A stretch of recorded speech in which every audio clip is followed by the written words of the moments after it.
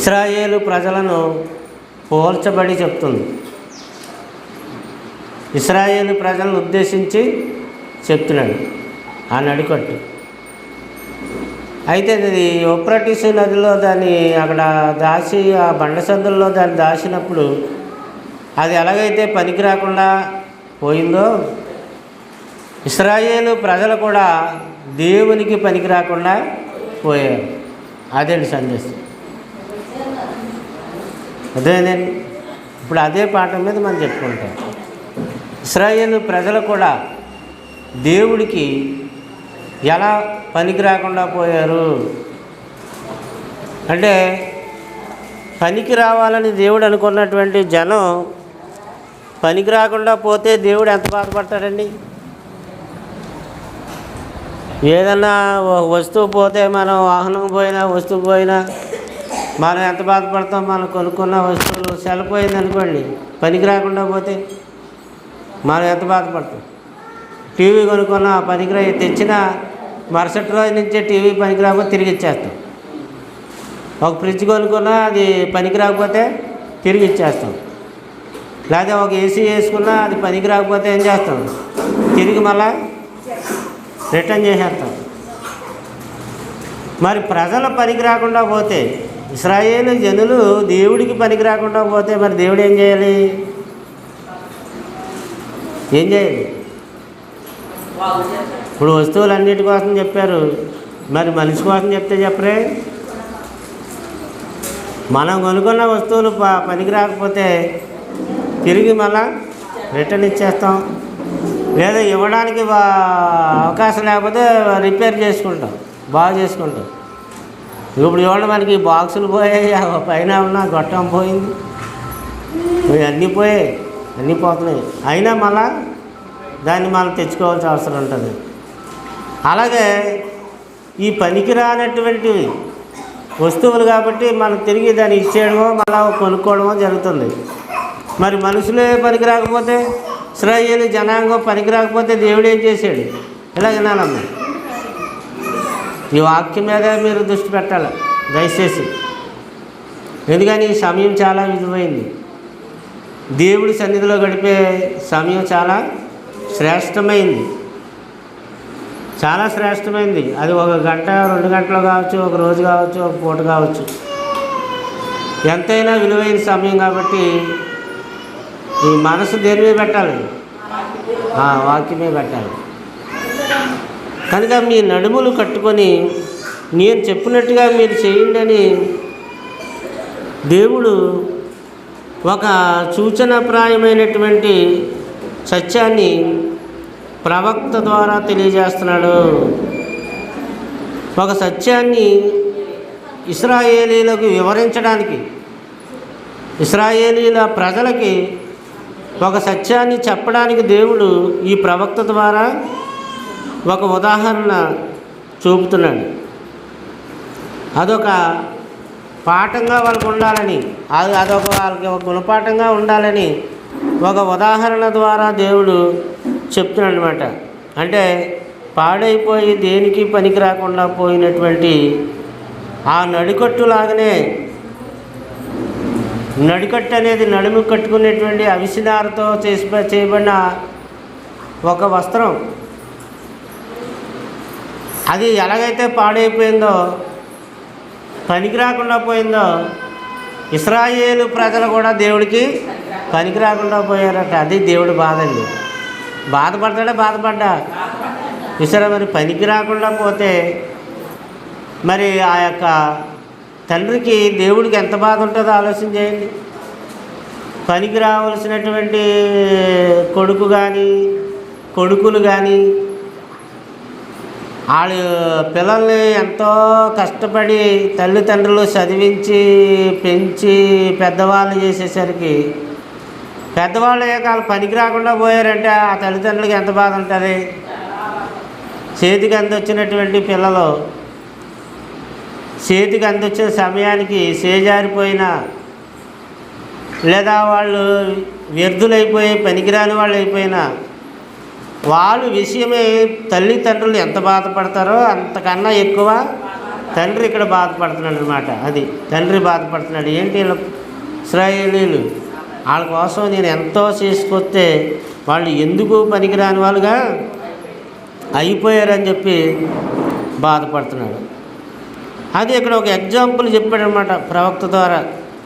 కనుక పాడై దేనికి పనికి రాకపోయినటువంటి నడికట్టు వలె ఇశ్రాయేలు ప్రజలు మరి దేవునికి కూడా పనికిరాని వారు అయిపోయారు అని చెప్పేసి ఆయన బాధను వ్యక్తపరుస్తూ చివరికి వచ్చేసరికి చివరి వచనంలో ఏం చెప్పాడంటే అది చాలా ఇంపార్టెంట్. ఇక ఎంతకాలము ఇలాగో జరుగును అంటే ఎలాగా, ఇంకెంతకాలం ఇలాగ జరుగును అంటే ఎలా జరుగును, ఇంకా ఎంతకాలం పనికి రాకుండా ఉంటారు, ఎంతకాలం మార్పు చెందకుండా ఉంటారు, ఇక ఎంతకాలం ఆలోచన లేకుండా ఉంటారు, ఎంతకాలం అజ్ఞానంలో ఉంటారు, ఎంతకాలం వ్యర్థులై ఉంటారు, ఎంతకాలం వ్యర్థమైన దానిని అనుసరిస్తూ ఉంటారు అని చెప్పి మరి దేవుడు బాధపడుతున్నటువంటి వాస్తవాన్ని అక్కడ మనము గమనించవచ్చు. అదే టైటిల్ పెట్టుకోవాలి మీరు, ఇకను ఎంతకాలము ఇలాగ జరుగును. అదే టైటిల్, వాక్యమే టైటిల్. ఇక ఎంతకాలము ఇలాగ జరుగును అది రాసుకోవాలి మీరు. మీరు కొంతమంది చక్కగా రాసుకుంటున్నారు, నోట్బుక్ తెచ్చుకొని చెప్పిన ప్రతి పాఠం మరి చక్కగా రాసుకుంటున్నారు. కొంతమంది అయితే అసలు వినడం లేదు సరిగా, వాక్యం చెప్పేటప్పుడు వాళ్ళు ఊసులాడుకుంటున్నారు, అటు ఇటు చూస్తున్నారు. కొంతమంది చక్కగా రాసుకుంటున్నారు, నోట్బుక్ పెట్టుకుంటున్నారు, పెన్ అది తెచ్చుకొని టైటిల్ అది రాసుకొని కింద రిఫరెన్స్లు కూడా వేసుకుంటున్నారు. అంటే వాక్యం మీద ఏం చేయాలి, దృష్టి పెట్టాలి.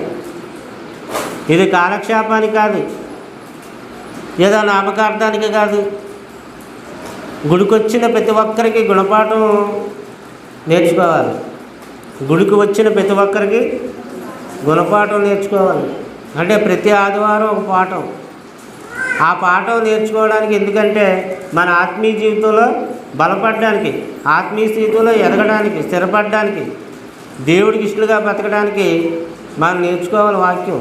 కానీ చాలామందికి నేర్చుకోవడం అనేది ఆసక్తిదాయకంగా ఉండదు. నేర్చుకోవడం వెరీ వెరీ ఇంపార్టెంట్, కానీ నేర్చుకోరు. సాక్రటీస్ అని ఆయన చేసిన నేరాలను బట్టి ప్రభుత్వం ఆయనకి ఉరిశిక్ష వేసిందంట, సాక్రటీస్కి. మరి ఉరిశిక్ష వేసినప్పుడు నీ చివరి కోరిక ఏంటని అడిగారట ఆయన. నీ చివరి కోరిక ఏంటి, రేపు తెల్లవారుజామున నేను ఉరి తీసేస్తారు కనుక ఈరోజు నీవేదైనా కోరుకుంటే ఆ కోరిక తీర్చబడుతుందని చెప్పి ఆ చట్టం ప్రకారం ఆయనకి అవకాశం ఇచ్చారట. అప్పుడు ఆయన ఒకే ఒక కోరిక కోరుకున్నాడట సాక్రటీస్. ఏంటా కోరిక అంటే, ఆ జైల్లో ఉన్నప్పుడు కిటికీలోంచి బయటికి చూస్తుంటే ఒక ఆయన, ఒక అడుక్కుని అతను, ఒక బెగ్గరు, ఒక మ్యూజిక్ వాయిద్యాన్ని వాయిస్తున్నాడండి. ఆ వాయిద్యాన్ని అతను చక్కగా వాయిస్తున్నాడు. ఆ వాయిద్యం అతను వాయిస్తూ ఒక సుమధురమైన గీతాన్ని ఆలపిస్తున్నాడు, పాట పాడుతున్నాడు. పాట పాడుతూ వాయిద్యాన్ని చాలా బాగుంది, ఆయనకి నచ్చింది. జైల్లో ఉన్నవాడికి కిటికీలో చూసి వింటున్నాడు. అది వింటూ ఆయనకి ఒక గొప్ప ఆసక్తి కలిగింది. ఏంటి ఆసక్తి అంటే, అది నేర్చుకోవాలని అనిపించింది. ఏది ఆ వాయిద్యం వాయిస్తూ అలా నేను కూడా సుమధురంగా పాడాలి, మధురమైన గీతాన్ని ఆలపించాలన్న ఆలోచన కలిగిందంట. మరి రేపు ఎల్లుండి ఉరిదీసే చచ్చిపోయేవాడికి ఏమి నేర్చుకుంటాడు? అందుకే వాళ్ళు అవకాశం ఇచ్చారు. చివరి కోరిక కోరుకోమని అడిగినప్పుడు నేను ఆ వాయిద్యం నేర్చుకోవడానికి నాకు ఒక అవకాశం ఆయన దగ్గరికి తీసుకెళ్ళండి, ఆయన ఎలా వాయించినాడో అలా వాయిద్యం నేర్చుకుంటాను. ఆ పాట ఎంత సుమధురంగా వినేవాళ్ళకి వినసొంపుగా. ఏమండి, చక్కని మ్యూజిక్తో పాట పాడుతున్నాడు, అది నేర్చుకుంటానని అడిగితే వాళ్ళు కాదనలేకపోయారు, చివరి కోరు కాబట్టి ఆయన దగ్గరికి తీసుకెళ్ళారు, దగ్గర తీసుకెళ్ళారు సోక్రటీస్ని.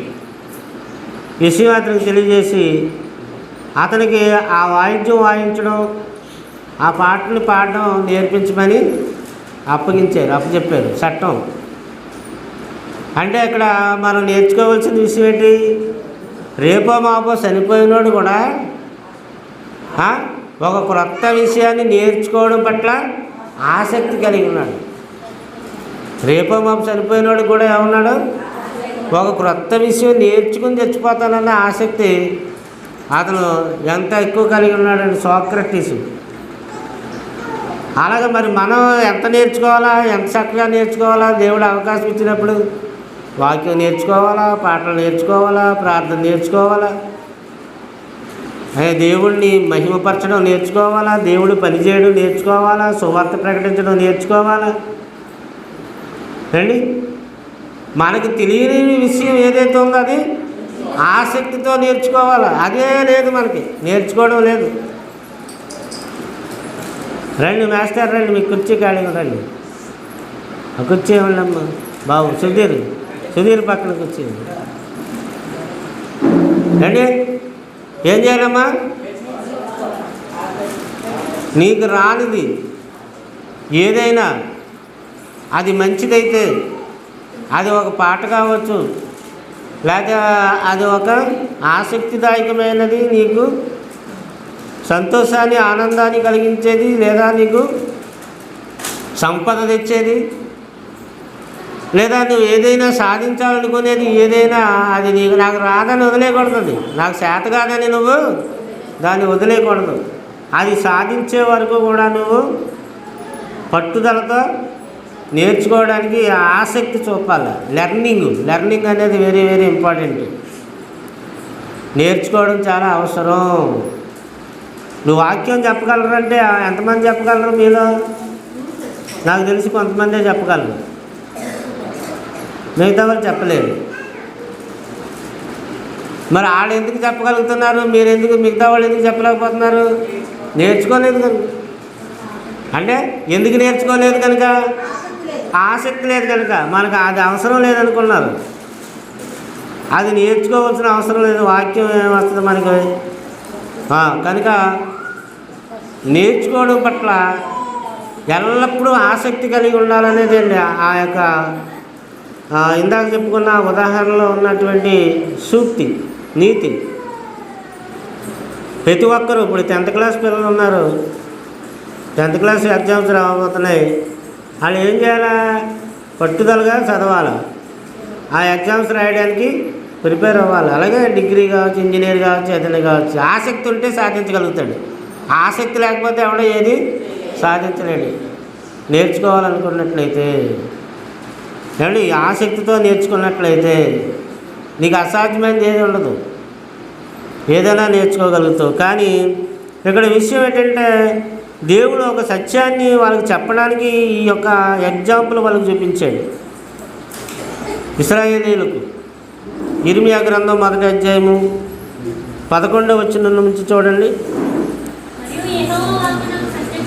మరొకసారి దేవుని వాక్యం వాళ్ళకి ప్రత్యక్షమై, ఇర్మియా అయా నీకు ఏం కనబడుతుంది ఇర్మియా అని అడిగాడు. ఇలా చూడండి, మీకేం కనబడుతుంది? నేను కనబడుతున్నాను, ఈ గోడ కనబడుతుంది.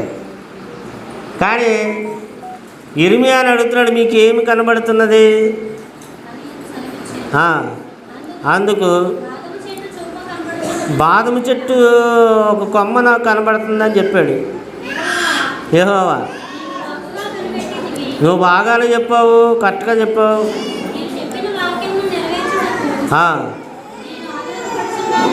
చూసారా, నేను చెప్పినటువంటి నా వాక్కును నెరవేర్చుకోవడంలో నేను శ్రద్ధ వహించుచున్నాను.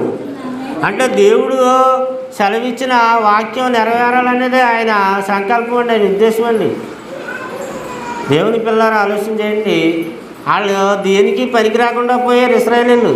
ఆ నడికట్టు ఎలాగైతే పనికి రాకుండా పోయిందో, ఆ యొక్క వస్త్రం ఎలాగైతే పనికి రాకుండా పోయిందో, ఇశ్రాయేలు ప్రజలు పనికిరాని వారిగా అయిపోయారని దేవుడు బాధపడుతూ, నా చిత్తము నెరవేర్చేవాళ్ళు నాకు కావాలి, నా చిత్తాన్ని నెరవేర్చే వాళ్ళ కోసం నేను ఎదురు చూస్తున్నాను అని ఆయనతో చెప్తున్నాడు. నీకేం కనబడుతుందో చూడు, నా వాక్యం నెరవేర్చాలని నేను అనుకుంటున్నాను, కానీ నా వాక్యాన్ని, నా చిత్తాన్ని వాళ్ళు నెరవేర్చడం లేదు. చూసారా, దేవుడు ఆయన మాట నెరవేర్చడంలో శ్రద్ధ వహిస్తున్నాడు, ఆసక్తి చూపుతున్నాడు. దేవుని పిల్లలు ఆలోచన చేయండి.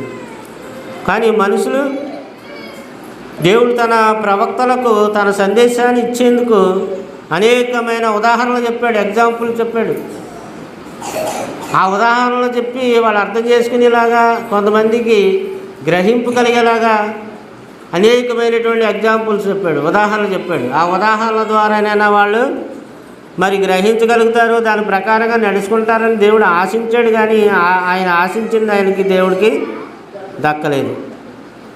కొన్నిసార్లు దేవుడు ఆయన చిత్తం నెరవేర్చడానికి ఎన్నుకున్నాడు ప్రజలను. ప్రవక్తలు కానివ్వండి, అపోస్తులు కానివ్వండి, ప్రారంభ శతాబ్దపు క్రైస్తవులు కానివ్వండి, సంఘాన్ని కానివ్వండి, ఎన్నుకొనబడినవి ఇవన్నీ.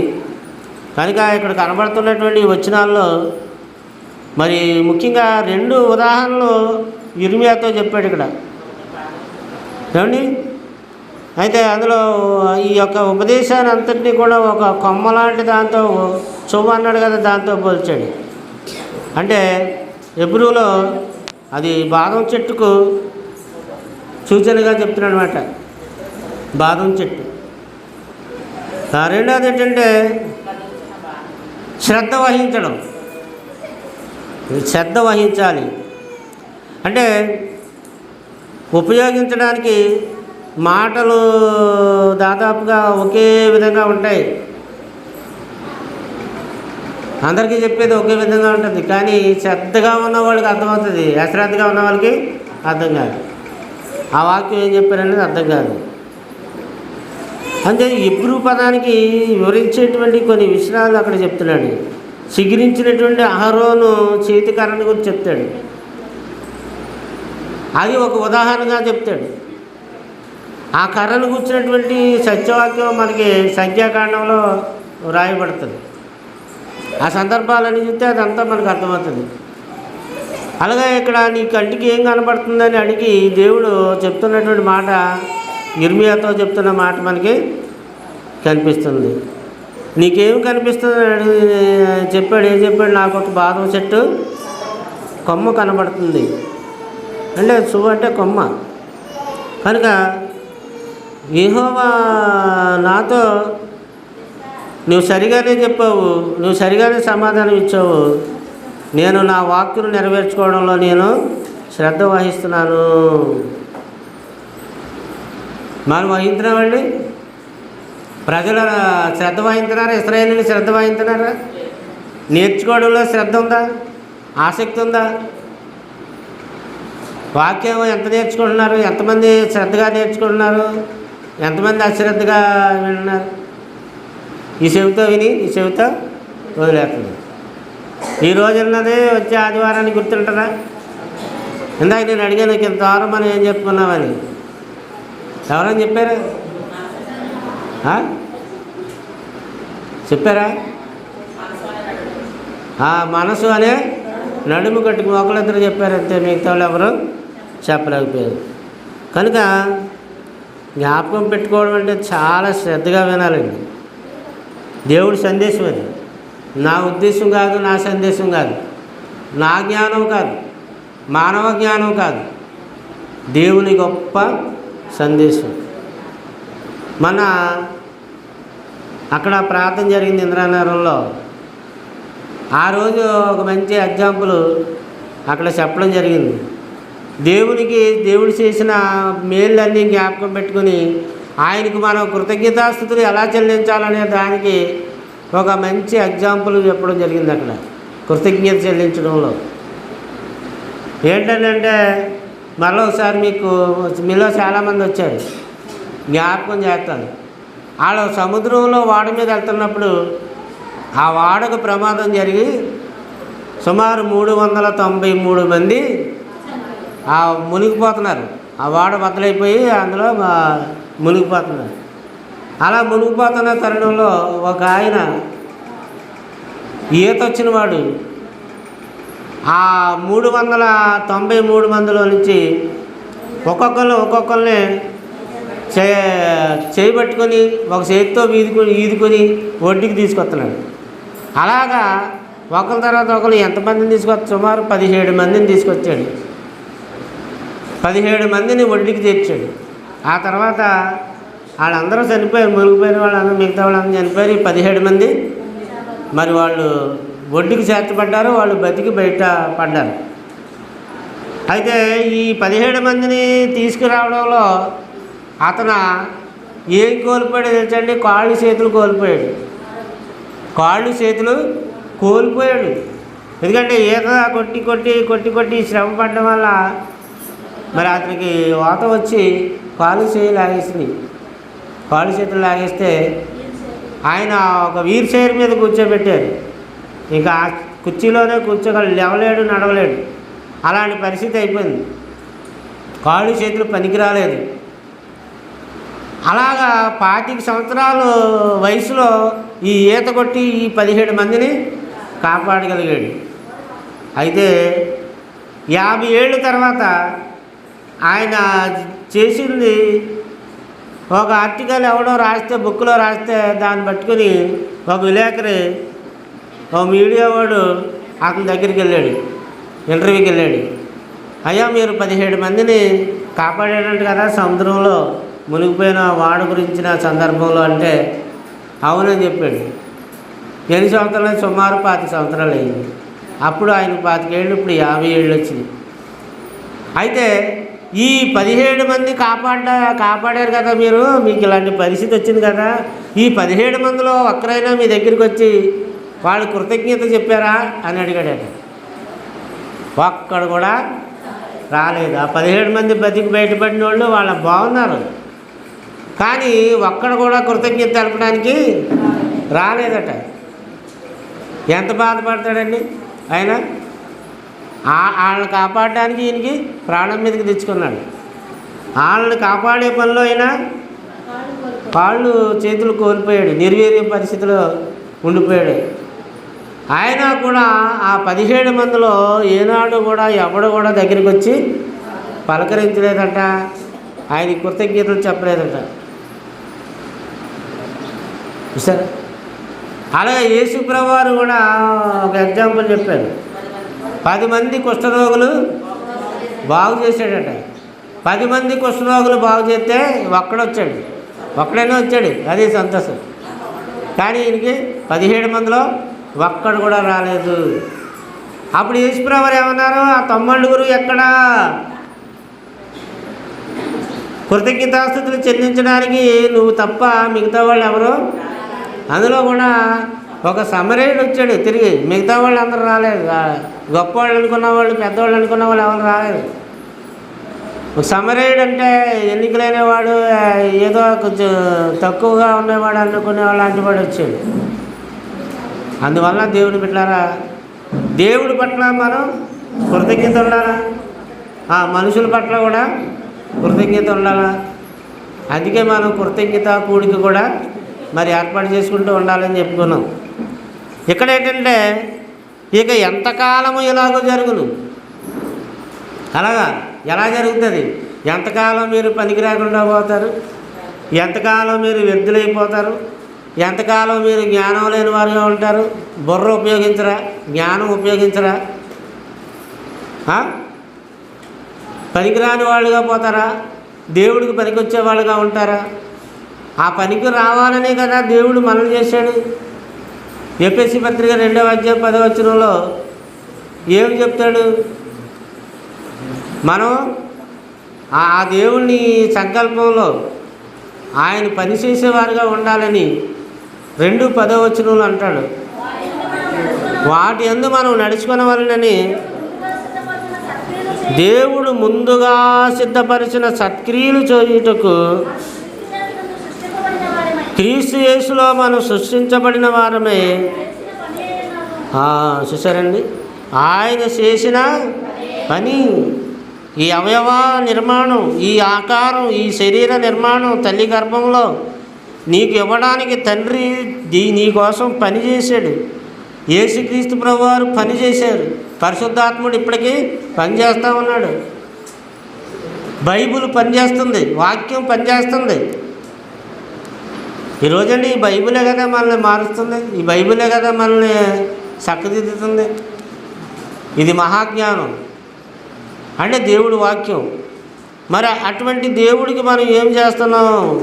దేవునికి పనికి రాకుండా పోతున్నామా? మార్పు లేని వారంగా బతుకుతున్నామా? అలాగైతే ఇంకా ఎంతకాలం మీరు అలాగో బ్రతుకుతారని దేవుడు చెప్పి అడుగుతున్నాడు. చాలా జాగ్రత్తగా మాటలు ఆలోచించాలి. అందులో ఉన్న సందేశాన్ని మనం ఏం చేయాలి? అర్థం చేసుకోవాలి.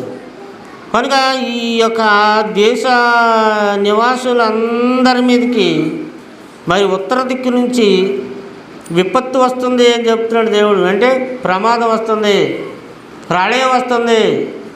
ఎందుకు వాళ్ళ మీదకి ప్రళయాన్ని దేవుడు రప్పిస్తున్నాడు? వాళ్ళ మీదకి ఎందుకు విపత్తు వస్తుందంటే వాళ్ళు దేవుడికి పనికి రాకుండా పోయారు. అది విషయం. అంటే దేవుడి ఉద్దేశం ఏంటి? అందరూ దేవుడికి పనికి రావాలి, దేవుడి పని చేయాలి. తమ తమ సామర్థ్యం కొలది, తమ శక్తి కొలది వాళ్ళు టాలెంట్ని బట్టి దేవుడి పనులు చేస్తూ ఉండాలి. అది చిన్నదైనా పెద్దదైనా ఏదో పని దేవుడి పని కలిగి ఉండాలి. అది ధన్యత. దేవుడి పని చేయడం అనేది ఒక ధన్యతగా భావించుకోవాలి. అది పాట పాడడం కావచ్చు, ప్రార్థన చేయడం కావచ్చు, లేకపోతే వాక్యం చెప్పడం కావచ్చు, చదవడం కావచ్చు. రిఫరెన్స్ చెప్పినా చాలామంది చదవడం లేదు, గబాలు తీసి విషయం. కొంతమంది పాడడం లేదు, కొంతమంది ప్రార్థన చేయడం లేదు, నేర్చుకోవట్లేదు, ఇంట్రెస్ట్ లేదు. ఎన్ని సంవత్సరాలు అయింది? ఇంకెంతకాలం నేర్చుకోకుండా ఉంటారు? అదే అంశం అన్నమాట. ఇకను ఎంతకాలమో ఎలా జరుగుతుంది? దేవుడు అనుకున్న రీతిగా, మార్పు లేని రీతిగా మీరు ఎంతకాలం బ్రతుకుతారు అన్నాడు. అదే అధ్యాయం 13వ అధ్యాయము 23వ వచనం చూడండి. ఇర్మియా గ్రంథం 13వ అధ్యాయం 20. కూసు దేశస్థుడు తన శరీరమును మార్చుకొనగలడా? చిడతపులి తన మచ్చలను మార్చుకొనగలదా? ఆ మార్చుకొనగలిగిన ఎడల కీడు చేయడానికి అలవాటు పడిన మీరును మేలు చేయ.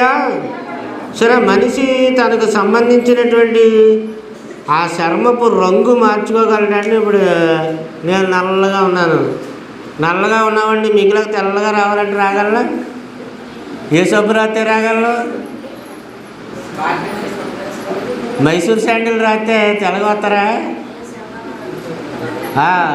ఏ సబ్బు రాస్తే తెల్లగా వస్తారు, ఏ సబ్బు రాసినా తెల్లగా రారు.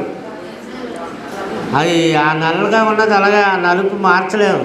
అది దేవుడు ఇక్కడ చెప్తున్నాడు. అంటే ఒకవేళ ఈ రంగైనా నువ్వు మార్చుకోగలవేమో, కానీ పైన ఉంది కాబట్టి చర్మం పైన పేర్లు లవణీలు విస్తారంగా రాసేసుకుని ఏదో కొంచెం హంగామా చేసి మార్చుకుంటావేమో, కానీ లోపల అంతరంగం మాత్రం అది మారదు. ఆ లోపల ఉన్నటువంటి స్వభావం మాత్రం మారదు. అది మార్పు అక్కడ జరగాలని దేవుడు కోరుతున్నాడు. సరే, మనిషి తనకు సంబంధించినటువంటి చర్మం రంగులుగా ఉంటుంది. తెల్లగా ఉన్నవాళ్ళు, ఎర్రగా ఉన్నవాళ్ళు, నల్లగా ఉన్నవాళ్ళు, చాయ్గా ఉన్నవాళ్ళు బోల్డ్ మంది ఉంటారు. అయితే అది కాదు, వారి గుణలక్షణాలు మార్చుకోలేకపోతున్నారని చెప్తున్నాడు దేవుడు. ఏమండి, తన అంతరంగాన్ని, తన బ్రతుకు విధానాన్ని ఎందుకు మార్చుకోలేకపోతున్నారో, అది మార్చుకోవడం సాధ్యమేనా అసాధ్యమంటే సాధ్యమండి. మనసు మార్చుకోవడం అసాధ్యమా? సాధ్యమే. మనసు మార్చుకోవాలి, మార్పు చెందాలని దేవుడు కోరుతున్నా చాలామంది మార్పు చెందడం లేదు, హృదయంలో మార్పు కనపడడం లేదు. అంచేత హృదయం అనేటువంటిది ఎలాంటిదని చెప్పాడు ఇర్మియా గ్రంథం 17:9. హృదయం అన్నిటికంటే మోసకరమైనది, ఘోరమైన వ్యాధి కలది, దానిని ఎవరు గ్రహింపగలరు? దాన్ని గ్రహించగలవాడు ఎవడో? ఈ హృదయంలో మార్పు, మానవ హృదయంలో ఉన్నటువంటి స్థితిగతులు మారడం అనేది దేవుడు ఏమని తానే పలుకుతున్నటువంటి మాట ఇది చెప్తున్నాడు. మరి బైబిల్లో అన్ని చోట్ల కూడా ఈ సత్యం కనిపిస్తుంది, మనకు చాలా చోట్ల కనిపిస్తుంది. మనసు మారాలి. ఆ చిరతపూలు ఎలాగైతే దాని చర్మాన్ని, రంగులు, దాని యొక్క మచ్చలు మార్చుకోలేదో, దాని స్వభావాన్ని అది మార్చుకోలేదో, అలాగే ఇశ్రాయేలు ప్రజలు కూడా వాళ్ళు మార్పు చెందడం లేదని దేవుడు ఆవేదన చెందుతూ బాధపడుతూ చెప్తున్న మాటలు ఇవి. మార్చుకోవడానికి అవకాశం ఉంది కానీ మారడం లేదు. సరే, వారు వీరు అనేటువంటిది తేడా లేదండి. ఆనాడు వాళ్ళు కానీ ఈనాడు క్రైస్తవులు అనబడిన వాళ్ళు కానీ మారడం లేదు. ఒకవేళ కొత్తలో బాప్తిసం పొందిన కొత్తలో 2-3 నెలలు బాగా ఉన్నా, ఆ తర్వాత మళ్ళీ 6 నెలలు అయిన తర్వాత ఆడే వీరైపోతున్నారు, మళ్ళా లోకంలో కలిసిపోతున్నారు. కనుక మానవ హృదయం యొక్క చెడుతనం వైపుకే మొగ్గు చూపుతుంటున్నది కానీ ఆ హృదయం చెడుతనాన్ని ధరించుకుంటుంది కానీ మంచితనాన్ని ధరించుకోవట్లేదు, మార్పు రావట్లేదని దాన్ని ఒక వ్యాధితో పోల్చుతున్నాడు. ఏమని ఆ హృదయం అన్నిటికంటే ఎలాంటిదట? ఎవరో నిన్ను మోసం చేయరు, నీ హృదయమే నేను మోసం చేస్తుంది. మన హృదయమే మన మనసే మనకు మాయ చేస్తుంది. అదిగా మనసు మాయ. మనిషి మాయ, మనసు మాయ. మనిషిని మాయ చేసింది మనసు. చూసారా?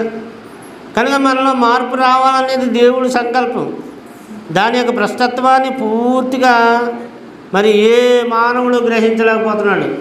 దాని లోతు ఎంతో తెలుసుకోలేకపోతున్నాడు. మనసు లోతు, హృదయం యొక్క మర్మం, మనసు యొక్క మర్మం దాన్ని గ్రహించగలవాడు ఎవడు? అదే చెప్తున్నాడు. ఆదికాండంలో మనం చూస్తే అక్కడే దేవుడు బాధపడ్డాడు. మనుషులంతా చెడుతనము ఏమైందంట? చెడుతనంలో వాళ్ళు పట్టబద్దులు అయిపోయారని, వాళ్ళు అంతరంగంలో ఉన్నటువంటి తలంపులు, ఊహలు అన్నీ కూడా ఎల్లప్పుడూ కేవలం చెడ్డగా దేవుడికి కనిపించేయట. సరే, కనుక ఈ నడికట్టును కట్టుకో వాళ్ళు చూస్తారు.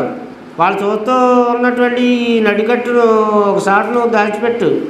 ఆ యూప్రటిస్ నది దగ్గర నువ్వు దాచిపెట్టు. అది కొన్నాళ్ళు అయిన తర్వాత తిరిగి మళ్ళీ నువ్వు దాని దగ్గరికి వెళ్ళి తీసుకో. అది నీ నడుము కట్టుకోవడానికి ఎలా ఉంటుందో చూడంటే అది ఎందుకు పనికి రాకుండా పోయింది. అలాగే ఇశ్రాయేలు ప్రజలు కూడా ఎందుకు పనికి రాకుండా పోయారు? అయితే దేవుడు వాళ్ళు ఏ ఉద్దేశంతో చేశాడు? దేవుణ్ణి మహిమపరుస్తారని, ఘనపరుస్తారని, దేవునికి గొప్ప తెస్తారని, ఘనత తెస్తారని, కీర్తి తేవాలని, ప్రతిష్ట తేవాలని. అంటే దేవుణ్ణి ఏం చేయాలని? ఘనపరుస్తారని. ఘనపరుస్తున్నారండి? లేదు కదా, ఘనపరచడం కాదు, హీనపరుస్తున్నారు దేవుణ్ణి. ఇశ్రాయేలు ప్రజలు ఆనాడు ఘనపరచడానికి బదులు హీనపరిచారు, అవమానపరిచారు. చేయవద్దన్న పని చేశారు, చేయమన్న పని చేయలేదు. ఎవరు కూడా దేవుడి పట్ల కృతజ్ఞత చూపలేదు. అదేనండి ఆయన బాధ. ఆ 90 ఎక్కడ? ఈ సమరయుడు తప్ప ఎవడో లేడా? ఒక్కడను కృతజ్ఞత చెల్లించడానికి దేవుడి దగ్గరికి తిరిగి రాలేదా అని ఎంత బాధపడ్డాడు. ఈరోజు ప్రపంచవ్యాప్తంగా దేవుడు ఎంత బాధపడుతున్నాడో ఆలోచన చేయండి. ఆయన కన్నీరు కార్చి ఏడుస్తున్నాడని 13వ అధ్యాయంలోనే మనం చూస్తున్నాం. ఈ ప్రవక్త కన్నీరు కార్చి ఏడుస్తున్నాడు 13వ అధ్యాయంలో. ఇర్మియా గ్రంథం 13వ అధ్యాయము 17వ వచనం.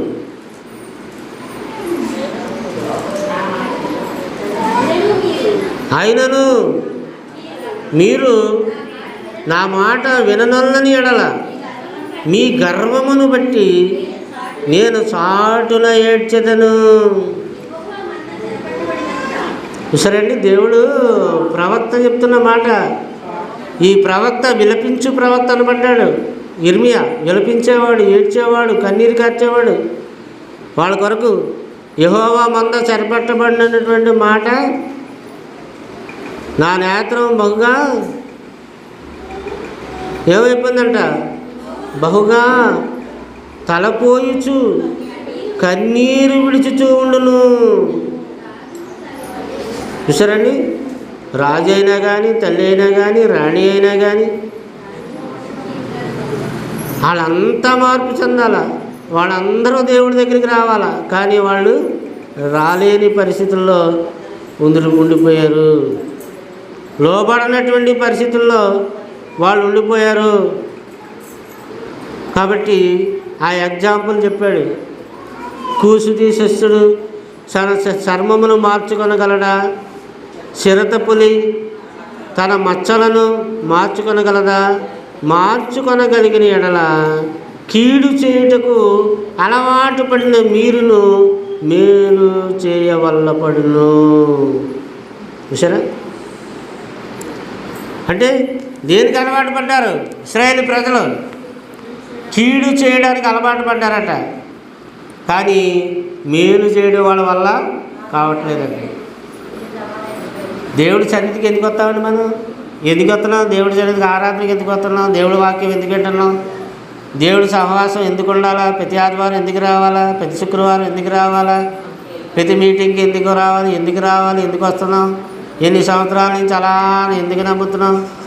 మనలో పరిపూర్ణత రావాలి. మనలో ఉన్న దెయ్యం స్వభావం పోయి దేవుడి స్వభావం రా